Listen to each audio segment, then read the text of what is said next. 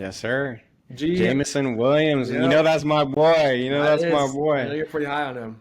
I'm a little biased, right? Because I had him as my wide receiver one in the class coming out. I had him ahead of Garrett Wilson and some other guys. Maybe that hasn't panned out exactly as I expected, just yet. But I still think he has. I think he has an untapped potential to take another step this year. Last year he broke 1,000 yards on what was it? I think it was less than 60 receptions.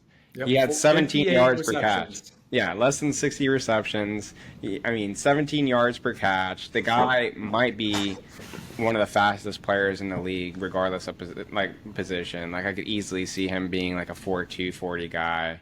Yep. He's just so exciting. All it takes is one play, and that's 10 fantasy points right there. And we talked a little bit about half PPR. Big plays are going to be more important. Touchdowns are going to be more important. And Jameson Williams, a guy who can give you both of those in spurts. Yeah, 100%. I think he's a guy that new offense coordinator coming in, lots of tweets going out about Jameson Williams just being that dude. He hasn't even played a full season yet in this past 3 seasons. He's had these kind of weird gambling situations, some injuries, and like you're saying, over 17 yards per reception, 1,000 yards receiving on 90 targets. Like that's absurd. And I think he's a perfect tandem with Amon St. Brown.